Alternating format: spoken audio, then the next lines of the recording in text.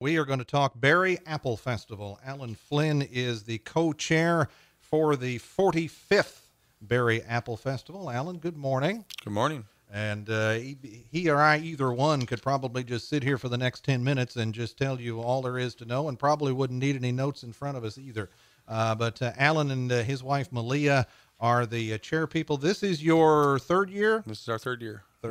As Apple Festival chair people. So and you're still in it, up sitting upright and taking nourishment. So yes, we are. It's kind of stressful, but we're finally. I think third year we're finally hitting our groove. Sure, there you go. And what makes it? Of course, I've in the interest of full disclosure, I've been involved with the Apple Festival in one capacity or another since 1989. Missed last year because I was on my Southwestern sabbatical. But let me ask you this, and there's on KHMOradio.com, I wrote a blog called The Insider's Guide to the Apple Festival, and I talked about how a town of 1,400 people puts on this festival, and we have 30,000 people come to town during the first weekend in October. Yes. Why do you think that is? It's I can sit here and take all the credit in the world, but we have just an amazing committee that goes out. They love the community and they just do everything they can to promote and do the best they can. And just our reputation has just grown and grown because of that. Sure. And Pike County, Illinois, I mean, a lot of towns have festivals this time of year. I mean, Hull has their picnic, and Pittsfield has a fall festival. Griggsville has an apple festival. But something about the Berry Apple Festival, there was a time years ago, I worked for our friend Debbie Harshman at the paper, and I would work selling advertising in Hannibal and Quincy, and starting about Labor Day, people would come to me and say, when is the Apple Festival? When is the parade? When is the car show? Those kind of things. People from all over the area point toward the Berry Apple Festival the first weekend in October. It's crazy. Yeah, and I stand back, every year and just, outside of it and look at it and just amazed at what it does. But a lot of that is it's a year-long event for us. Oh, sure. We don't look at it as, 2 months before the festival, we throw this thing together. We meet on Sunday of this year, of this festival, and we will start planning for next year. And I think that goes a long way in what you got to do to make it right. Mm-hmm. And of course, we haven't even mentioned the dates yet. I mean, officially things get underway on Friday, but unofficially things get underway on Thursday. Yeah, Thursday we have our hometown kickoff, which we'll introduce the pageants and the kids in the pageant, and then we have the talent show. The Berry Apple Festival's Got Talent on Thursday night. Yes, and that kind of started. Thursday night just got in. They just started that in the last 8-10 years, something like that, because the people in town figured Friday through Sunday we're all going to be scrambling and we won't really have a chance to enjoy anything. So let's take an evening, the evening before, and just sit back and enjoy. And that draws a pretty good crowd too.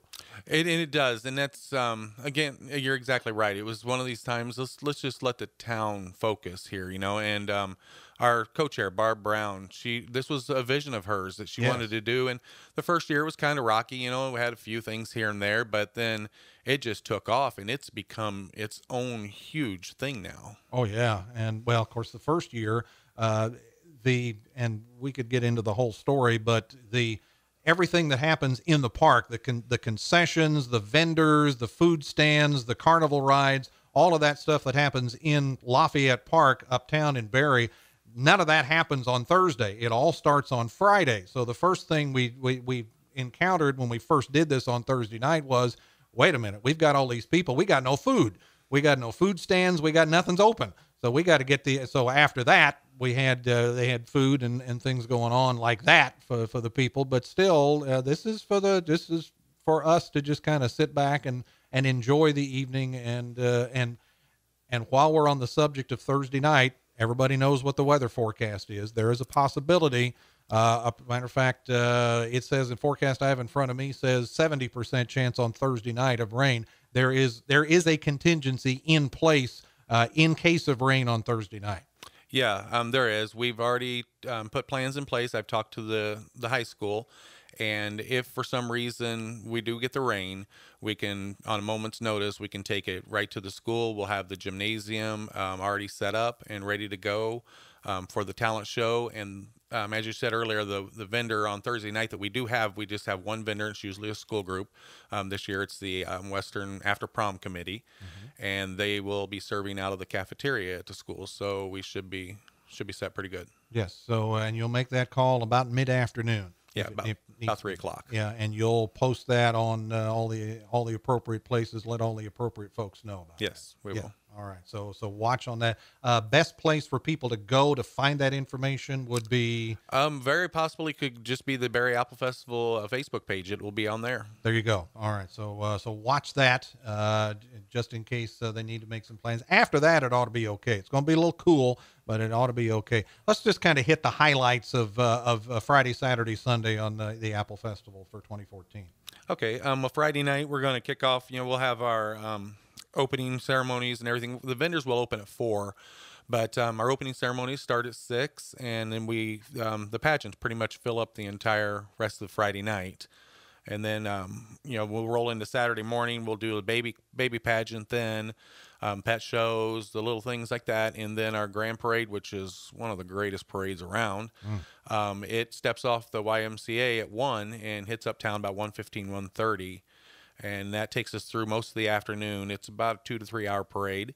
And then Matt Hoss Jackson takes the stage at 5:30 Saturday night. And we are really pumped about that. Looking forward to them. Yeah, they'll be on stage for 4 hours for 5:30 to 9:30 Saturday night. Yeah. And then you move right into Sunday. We'll start the morning off. We're going to have the community church service in the park this year. And then Jesus Fest will kick off right after that. And then, naturally, the best car show that I think you're ever going to see in the tri-state area will be in town, and that takes up most of Sunday. Mm-hmm. And one of the things in the blog that I wrote on KHMOradio.com, and you mentioned it, talking about the people that all come together to make this all happen. And you mentioned the car show. I mean, that's a prime example of folks for whom this has been a passion for a long, long time. And, talk about Punkin and Melinda. Oh, man, Punkin and Melinda, my gosh. You are not going to find anybody that could be more passionate about one thing. They're an amazing couple who they pull together so many people to focus and to do this event. But Melinda and both of them, they're all year long working on this thing and getting it ready. And, it's a passion for them. They do an awesome job. Punkin and Melinda Johnson have been doing this forever, and I don't know. I may have to. Punkin may come after me. In the blog, I included his actual first name, which probably not a lot of people know, but I know because he also went to West Pike a couple of years behind me. So I looked in the yearbook to see what his real name was, and so I know that. But everybody knows Punkin. And also, as far as the parade is concerned, of course, Mary and Frank Puffenberger do an excellent job now to keep the parade going. But again, I mentioned in the blog, there was a lady for whom the parade was her pride and joy. And this will be a year that we're going to remember this lady for sure. Yeah, Janita Metcalf. She was just an amazing person. She was a force of nature. Yeah, she was.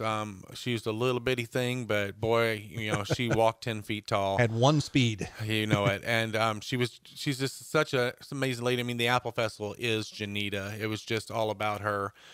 So the festival is doing something that we've never done before. Yeah, and for those who don't know, Janita died here the last couple of months. Yeah, we lost her about 3 or 4 months ago here. Yeah. And the committee immediately came together and they said, we need to do something to honor her. She has been the parade chairman, the parade marshal. She's been the Golden Apple citizen. She's been a lot of those things, but we just need to go that extra length. And for the first time ever, the festival we're going to dedicate the entire festival to Janita Metcalf. Yeah. And there'll be ceremonies in observance of that on Friday night. Yep. We'll have that. And you got your MC back for Thursday night and Friday night this year. We do. We are so happy to have you back. Well, it's been, as I say, I've been involved in the Apple Festival since, well, my first Queen pageant was 1990. My first parade was 89. My first Queen pageant was 90. And this is the 45th annual, so another part of the festival this year. On Friday night, we're going to have a lot of the former queens back this year. We are. We're inviting as many queens as we can, that can get back here. We're going to honor them out there on the stage too. So, yep. Yeah, and you're also kind of bringing back a former MC, a guy who's been a part of the Apple Festival before, is going to be handling the PA on the parade for you this year.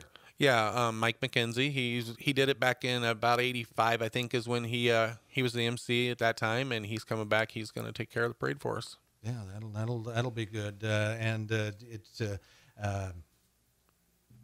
As far as yeah, and for those who don't know, of course, your wife and Mike Mike has known Malia all her life. Just a little bit, yeah. He's her daddy. He's right. my father-in-law, but he's an awesome guy. But yeah, he's folks who are longtime listeners around here. They know that name very well because he spent some time on Kids, the predecessor to Kick FM, and he always does a good job. If the folks want more information about the Berry Apple Festival, what's the best way to get that? They can call me if they'd like. Our number's all over the place, so that's no secret. But it's they can call me, or they can go to the Facebook page. We're trying to keep that pretty much updated as we go. Sure, and also berryapplefestival.weebly.com. That is our website, yes, and that will give a calendar of events through everything. Yeah, and otherwise, we will see the folks. All roads lead, and I would recommend if you're coming. No matter what direction you're coming from, especially on Saturday for the parade or Sunday for the car show, if you can find a way other than trying to come in exit 20 off of I-72, it'd be a good idea to do that because everybody in the world is going to try to come in that way. So find another way to get in. There's several others, so you can find a way to do that. Yeah, their traffic will be backed up coming through that way. Yeah, I would recommend if you're coming from Hannibal, not just coming in 106, but probably be better to come in Old 36 for people that know Berry. Come in through the Possum Holler area. Come in that way. Or if you're coming from the east, come Eldera. Come through the Eldera Road and come in the the south end of town that way. But otherwise, just come.